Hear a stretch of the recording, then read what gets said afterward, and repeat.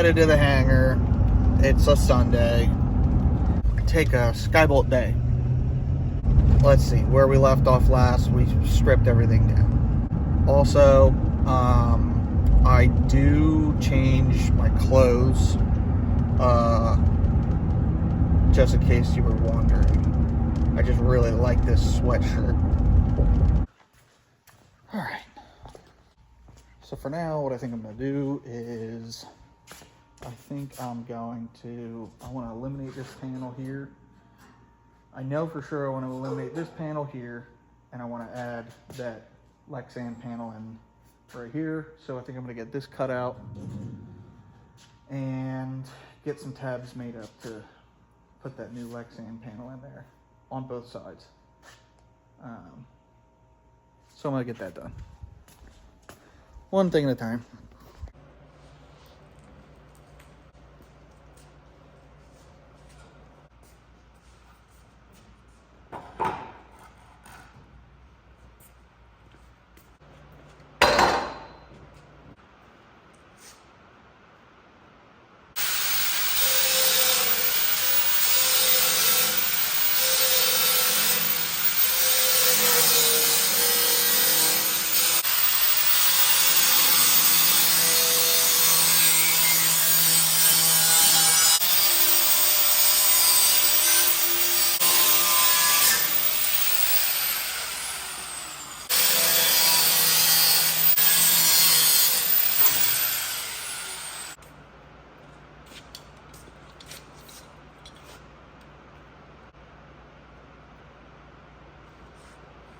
Here we go. So that was I think this is a 16th inch cutoff disc. And now I'll go back with a fatter, this is a 1/4 inch. I'll go back with a 1/4 inch grinding wheel and bring it down a little bit, and then I'll go back with a flap disc to blend it in all the way down to the original tube.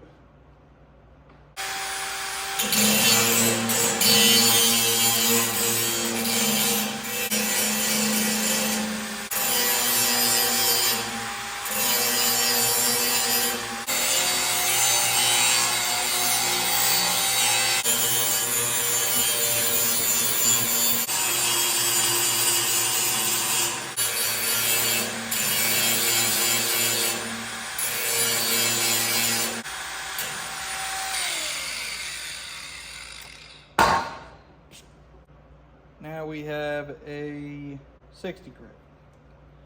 Yep, 60 grit, but I use this all the time, so it's called a soft 60. Soft 60.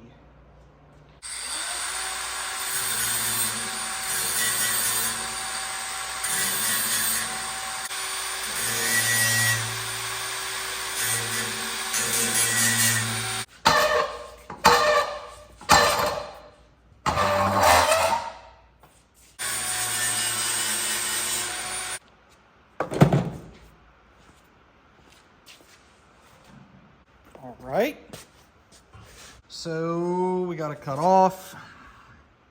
It used to go from here to here to here, or I guess it was like here to here. So the trick here is to go down to where it was, but not a 1,000th closer, because these tubes are already thin enough. We don't need them any thinner. I'm gonna leave it just like that. You can see with the flap disc, I went right until it was just able to touch the middle there. As soon as I saw that, I stopped. And so you can still feel this, and you can still feel this. And this is obviously got a little ways to go. You don't want anything like this that some corrosion can hide in there. You want to make sure that it gets smooth on both sides, but there's nothing wrong with leaving a little bit of texture there. In a plane that's already 40 years old, it's just a little bit of scars from the past. You know, every time I look in this panel, I'll see these little bumpies and I'll go, oh yeah, I remember I did that. I could spend all day getting it as close as possible, but the key is to get back underneath this lip so moisture or anything can't hide in there and cause more problems down the road. And then, so we need to make these two tabs here aren't going to do anything anymore, but we'll leave them there. This is for the back corner of the turtle deck, and then these two are just going to live there. The fabric's going to come all the way back to here, so you won't see them. We have these two pulleys. We have these two bushings. Oh my God. Okay. All right. Let's start over. Let's see if I can just do this. Okay. Cockpit, elevator, trim tab on the elevator. It used to have a cable and pulley system that went from the cockpit to back here, which is where this panel was. I just filmed the whole thing and the button wasn't on. Go! Stupid! All right, let's look at the way the trim used to be, and then I'll describe why I want to change it. So the trim used to be a lever in the cockpit with a pulley mounted to it, a little spring on the mounting bolt to adjust the friction, and then a closed loop cable that went back to this pulley. This pulley was mounted back here, and then this pulley actuated a control cable that went to the trim tab. So well, first of all, there's all kinds of problems here. This cable's busted. This, I don't know what's going on here, but what a booger. So no, so we're gonna get rid of that. We're looking at a couple good things that came from the way the old system was, is we've got some nice mounting locations to route the new cable. We're going to use a control cable like this, a sleeved cable, but we're just going to run it from the cockpit all the way back to the trim tab. So there were a couple pulleys for the forward cable, used to ride on a couple pulleys. These bushings here, in addition to this bushing here and this tab, are good spots that we might be able to bolt that cable into when we go to mount it. But we'll swap it over to one control cable like that runs from the tab all the way up to the cockpit, and it's simpler. It'll be a little lighter. It'll be less opportunity for cables to rub on things and get frayed or rub into the airframe and cause damage. So I think just overall a better system. I was kicking around the idea of swapping this over to the dual trim tab with servos, and I just don't think it needs it. That's a lot of work. It's gonna add some weight. It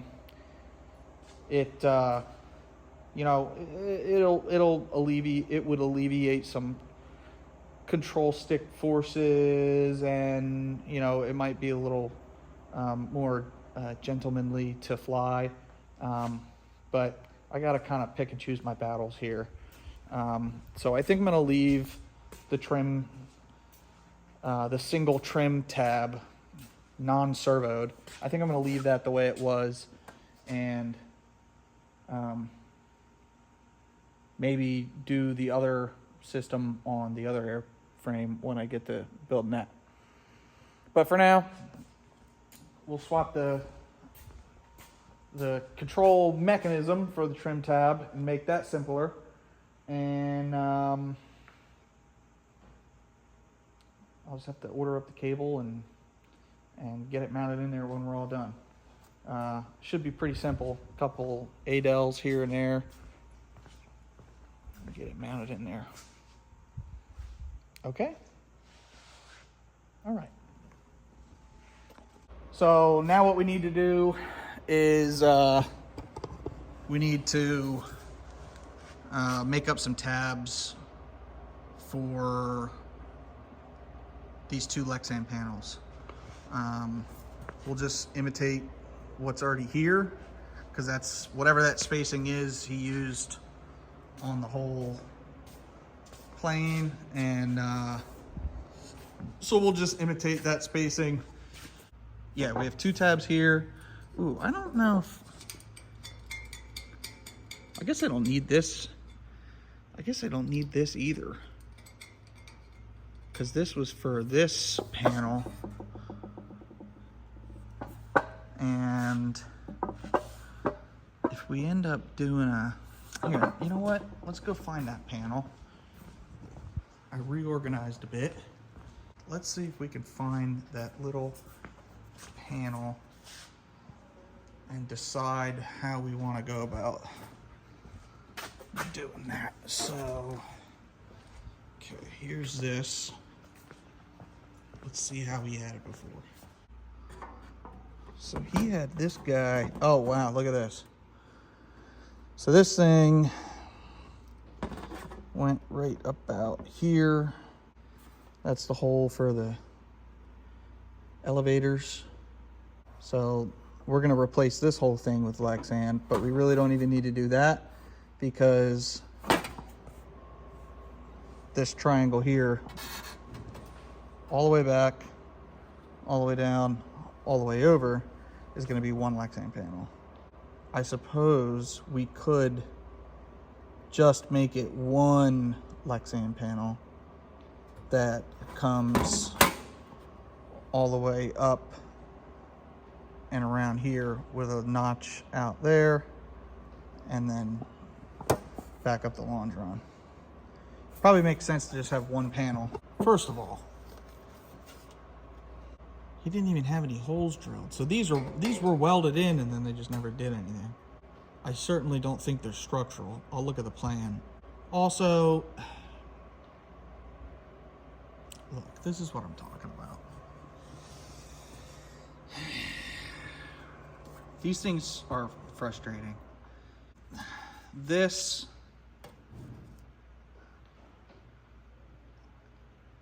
sucks. This alignment is not.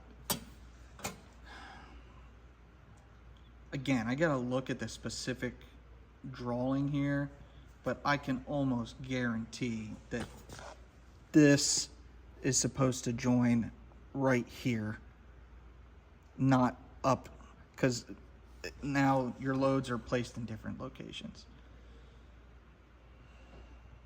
Is it safe? Yes. Is it the best it could be? No. No, it is not. Yeah, these might end up coming out too. I don't want to pull those out until I look at the drawing just to make sure, but fairly confident they don't need to be there. We'll keep this in here. I'll probably end up putting a riv nut in this so that we could actually use machine thread screws instead of sheet metal screws. Yeah, I'm gonna go ahead and mark out the locations of where we're gonna want to add tabs, and then find some sheet metal, cut out some squares, and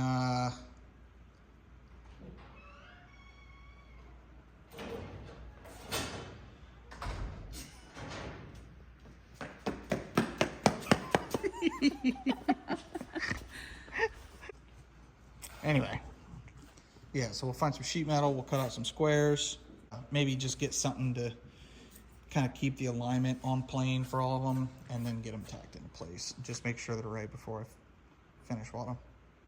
Yeah, let me mark all these out.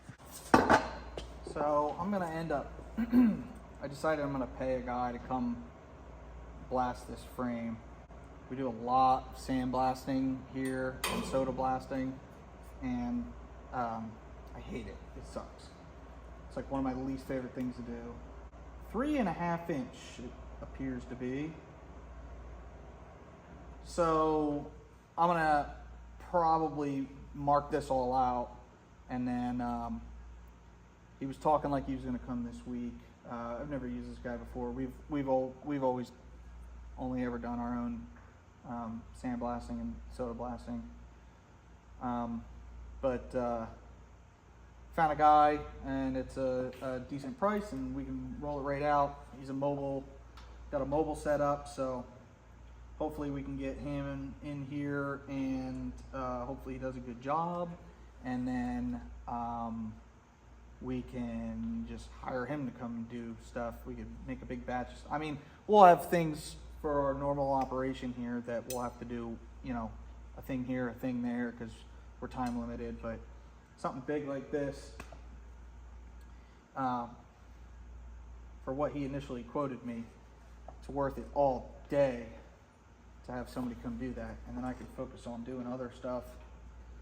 If he shows up and I haven't had the chance to finish this and weld these tabs on, then these marks will be gone, but this will be good because I can figure out how many tabs I need to cut, and it won't take very long to just remark this.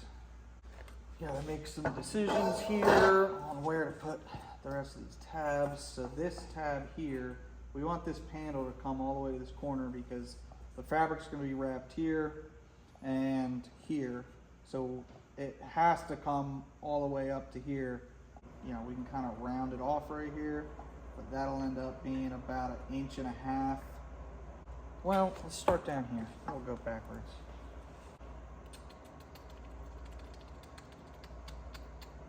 Let's do the same thing back here.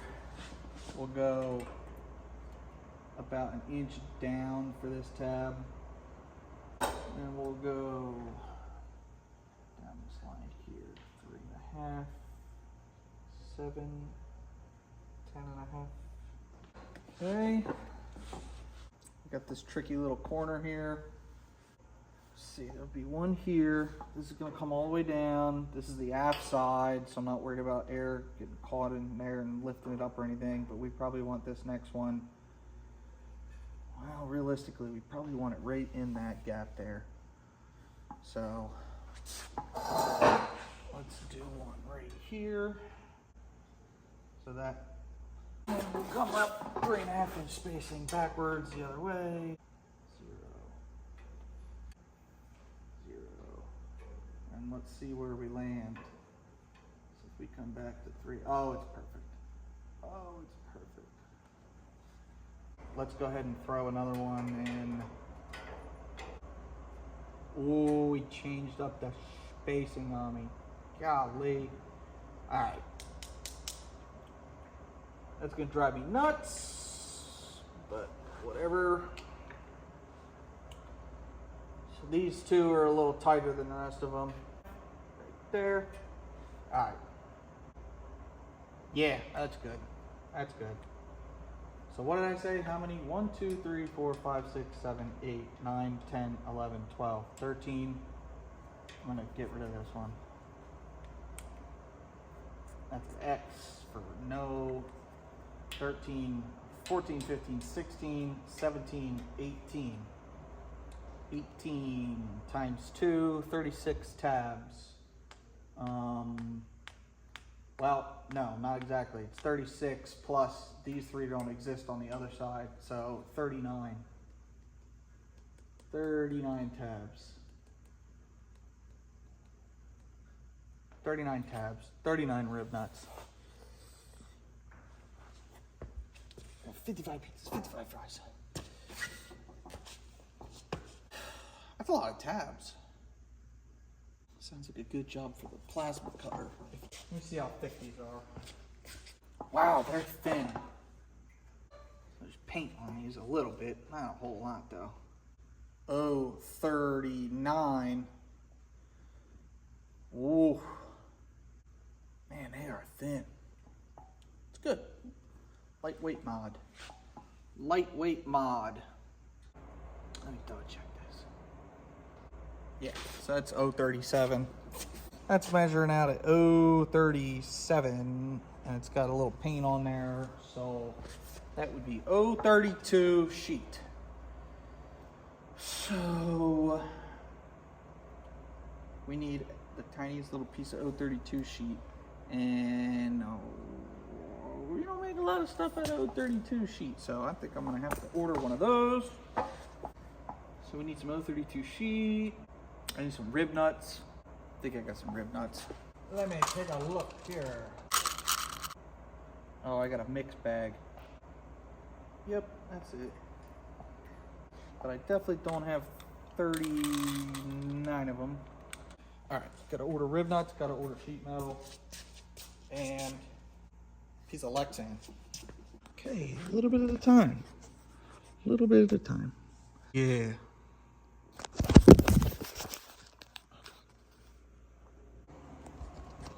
Testing of the selfie stick.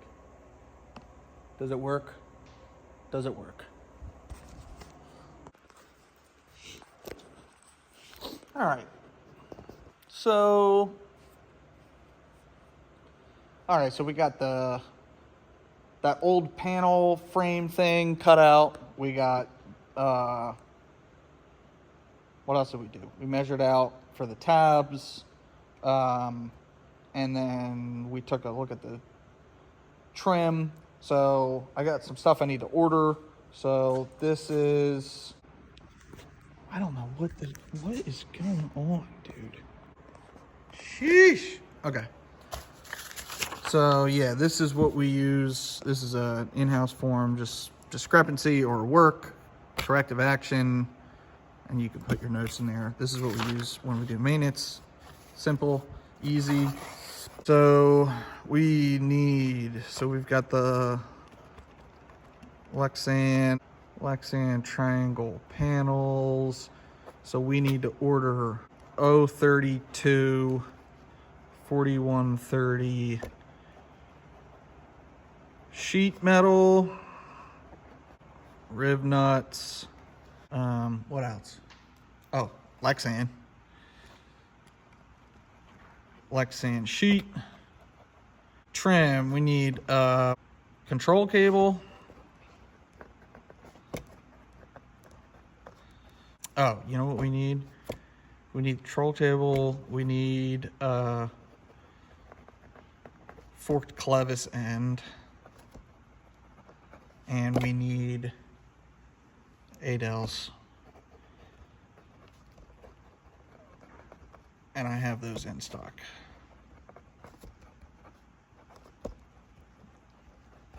You guys are watching my dyslexia in action. Just like skipping letters here and there once in a while. Oh, you know what? You know what else we need? I'm gonna get a new trim control lever. Let's see what I can get off the shelf for that. I think that's it. So that's that. In addition to the other things I need to order, I need prop control cable. I need fair leads for the rudder cables. I need a whole bunch of stuff. And then a whole bunch of mounting bolts for various things. So, aircraft spruce, free shipping over $250. So I like to get a nice fat list together before I go order it and save on shipping. You know what I mean? I think that's enough for a Sunday afternoon. Man, when I was working on this before, I was working on it every day after work, hammering down, boy. It was fun. It was a lot of fun. It's just perspective. I got a hangar full of airplanes that all need just as much attention as this. And thank God I love turning wrenches and working on airplanes, because you do a lot of it, especially with ag planes. Ag planes, they fly 50% of the time, and they get worked on 150% of the time.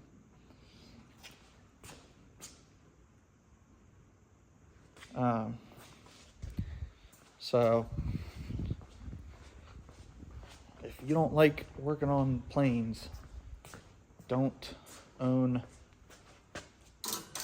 a crop dusting business. So a little bit here and there, nothing wrong with that. I'm definitely more meat on the bone here with the way that I'm filming these videos compared to the way I started out filming them. But I think it's good. I mean, my goal with the way I was filming before, when I started these projects for the first 10 episodes or whatever, was to film for people like me, the way I used to watch, whatever, informative videos, and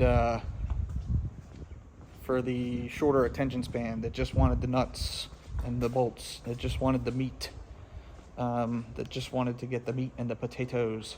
But I think that